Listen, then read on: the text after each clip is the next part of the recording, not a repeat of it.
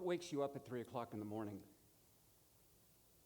What's that idea that's tickling at your consciousness and won't let you sleep? Are you here because you're trying to figure out how to take that baby inspiration and turn it into something that can have a positive impact in the world? That's why I'm here. I've had plenty of 3 o'clock wake-up calls, and I've been fascinated during my career in real estate trying to figure out how do you take that inspiration and turn it into a transformative project that can produce positive community benefits.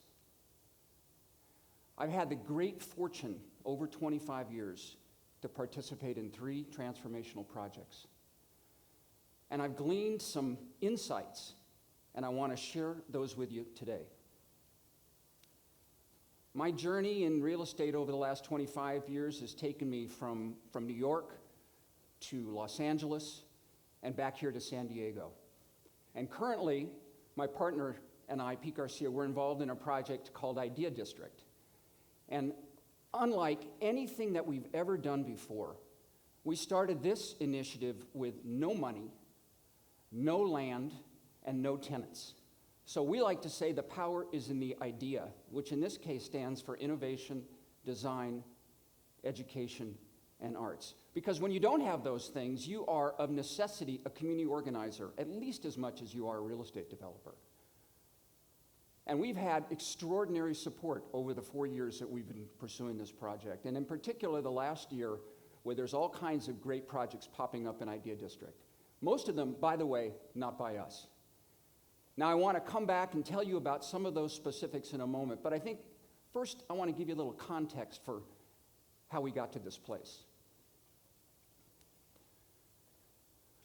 It's 21 years ago. I'm standing on 42nd Street in New York.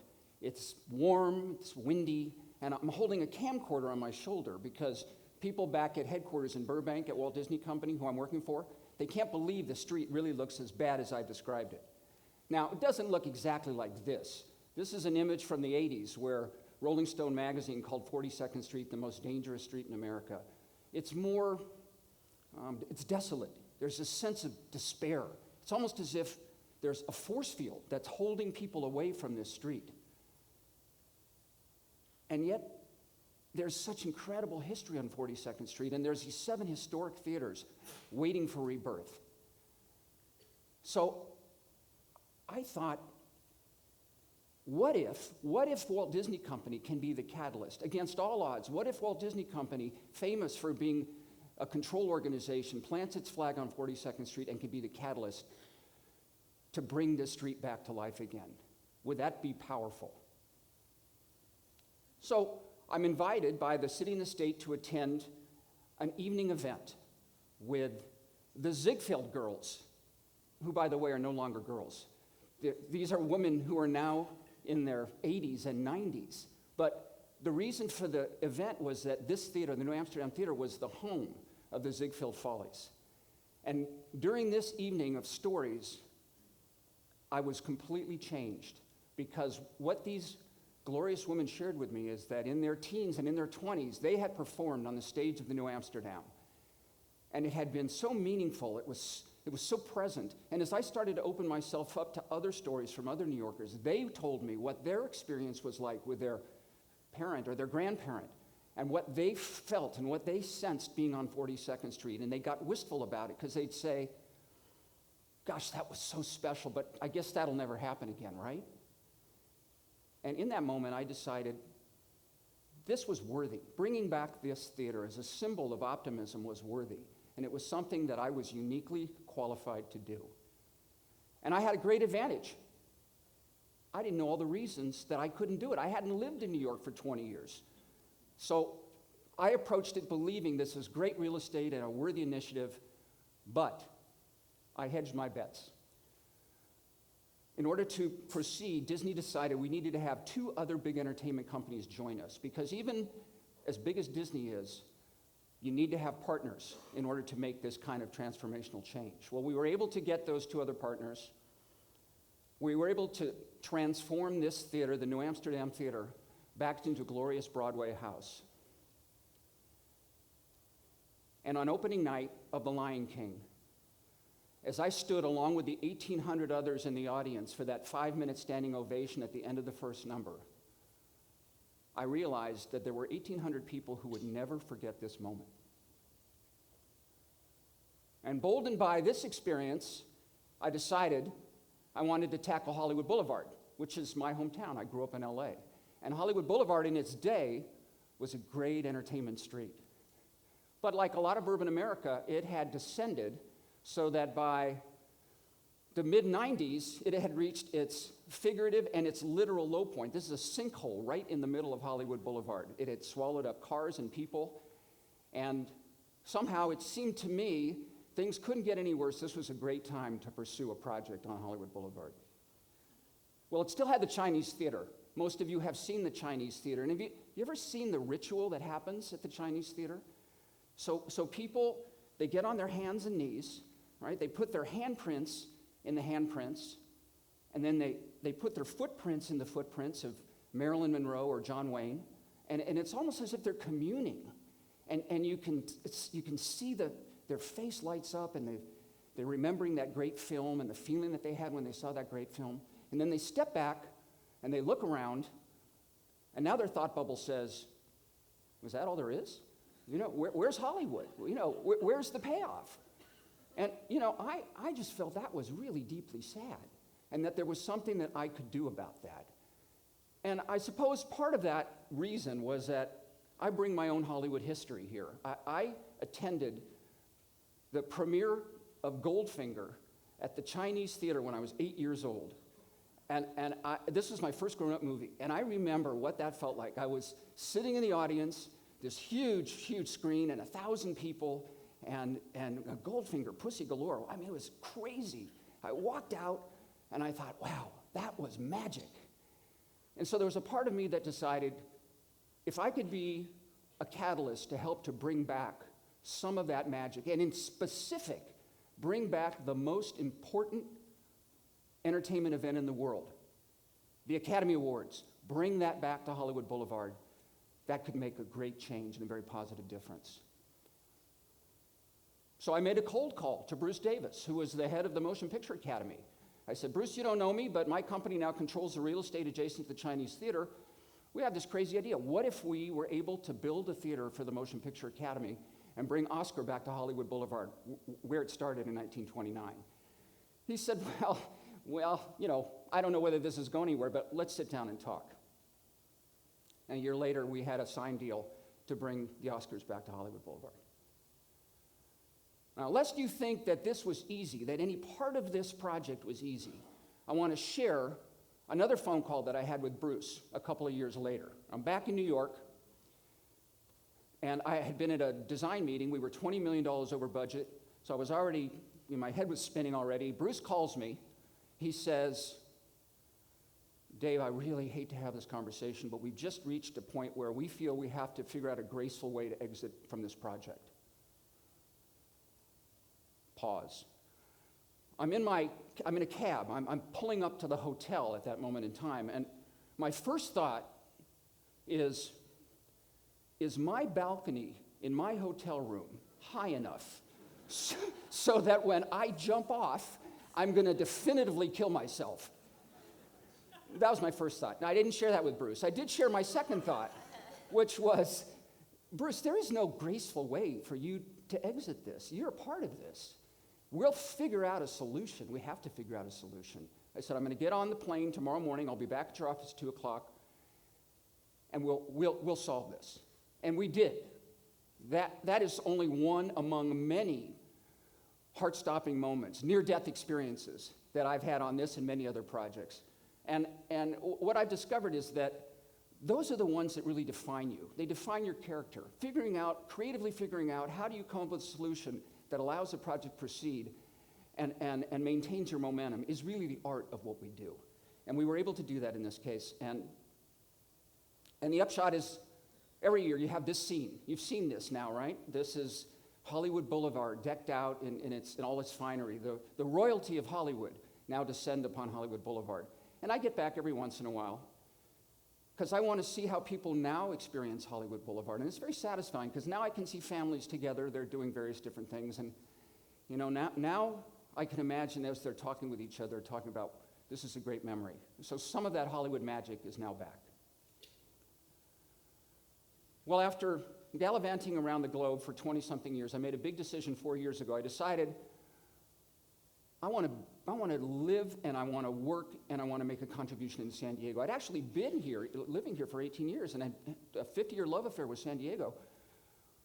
But I hadn't been smart enough to actually do something in my own backyard. And it's interesting in life how when one thing sort of works itself out, in this case, getting focused on San Diego, lots of other opportunities present themselves. And the opportunity that presented itself was meeting my partner, Pete Garcia. And Pete and I got into a passionate conversation about what could we do? What were we uniquely qualified to do that could have a transformational impact on San Diego?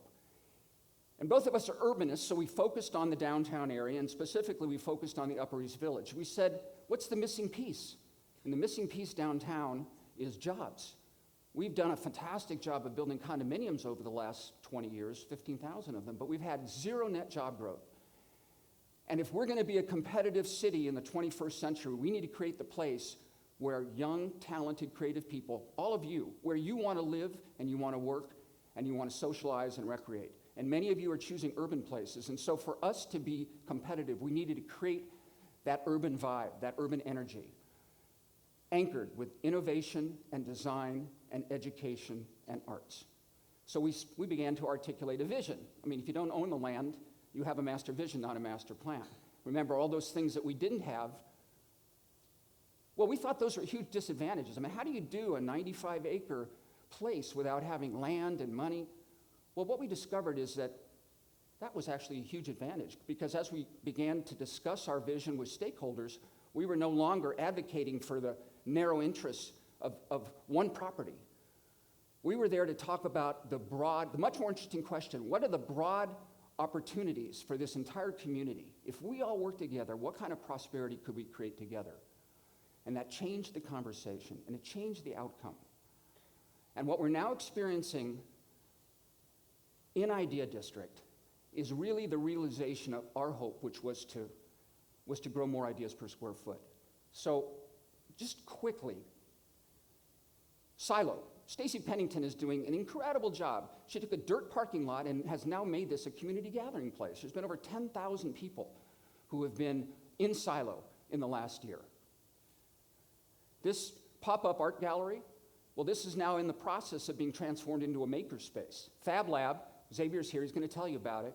This is a place where if you have an idea, you can come here and you can get the tools and the guidance to help to prototype that idea. This is Urban Discovery Academy. This is a K-8 charter school that's going into construction this month. There'll be 450 kids who are going to be in this new home, and Maylin Levine, who is the founder and is the chair of the board, she intentionally decided she wanted to move. They're in Bankers Hill right now. She decided she wanted to be in I.D.E.A District, and we're thrilled. This is another great project. This is called Courtyard, and the Rad Lab guys are here. Make sure that you stop in and say hello to them, because what they're doing is extraordinary. We told them a year ago, you guys are crazy, you're never going to get this done. Well, we're so thrilled that they proved us wrong. Their groundbreaking last week was one of the most high-energy events that I've been at in a very long time, and it demonstrated, if we all pull together, what we're capable of doing. And then this is our project, I.D.E.A 1, and drum roll, please. We got our financing locked in 2 weeks ago, so now we're actually going to move ahead and be able to realize this project. So we're really thrilled with that. And we're showing the courtyard here because, thank you. It's been a struggle. It has really been tough, the toughest project I've ever done. But we got the financing, and we're so excited to create this. We're calling it an event space. This is a place where the entire community can come together, and who knows what it'll end up becoming. But that's the beauty of it. You know, when you start this kind of an initiative, what your hope is that you won't know how it's going to turn out, because so many other creative people are involved, and that's what we're starting to see. Okay, so what does this all mean to you? How do you take this and try to do something with it in your life? Let me try to distill this down into sort of 3 big buckets. Number 1, the quality of the idea, the thing that you want to do, that really matters. And the best way, in my view, to get to a great idea is to start with a good idea. Don't wait around for the perfect solution to strike you. Start with something that you feel responds to the problem, speaks to a real community need, and then be a sponge. Just go talk to everybody. Get everybody's input and ideas. Figure out what are the best sources, what are the world-class implementers for something that's close to what you've done, and then learn from them. And at the same time, you have to ask yourself, are your skills suited to be able to make that thing happen? And if they're not ideal, go find a partner. Go find somebody who can help you to make it happen. One of the best books ever written on this subject is by Stephen Johnson. It's called Where Good Ideas Come From. And read this book if you really want to understand the dynamics of how to create a powerful idea. It's always a pilot. Point number 2, how you communicate your idea, or more specifically, who communicates the idea, is massively important. You know, back 20-something years ago, just because the New York Times decided that they liked 42nd Street and liked Disney on 42nd Street, that was powerful. That influenced a lot of people. Today is a completely different story.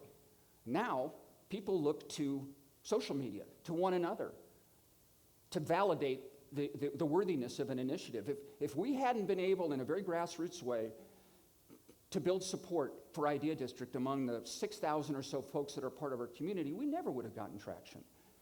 Well, that, in my view, means you actually have to let go of your idea at some point in time. Hopefully it's strong enough to walk and to be able to exist, but you have to let it go. You have to allow other people to own it and feel that they've got an investment in making it happen. And the third idea is really, this is where the hard work is. This is really answering the question for yourself, what's most meaningful to you? What's that thing that just makes your spine tingle when you think about it? What's that thing that wakes you up at 3 o'clock in the morning and won't let you go?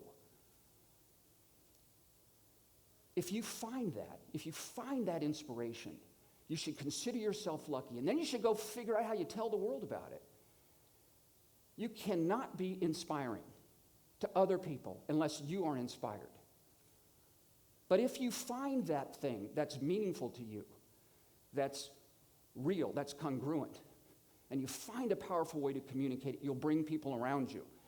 There's very, very few things that I can absolutely be certain of, but one thing I know for sure is that people's desire for inspiration, it's unquenchable. It's as powerful a force as the need for sleep, for sustenance, for love. And if you can be that person who can live that mission, can live that inspiration, you will draw people around you in a way that you will not believe, and you can transform the world. Thank you.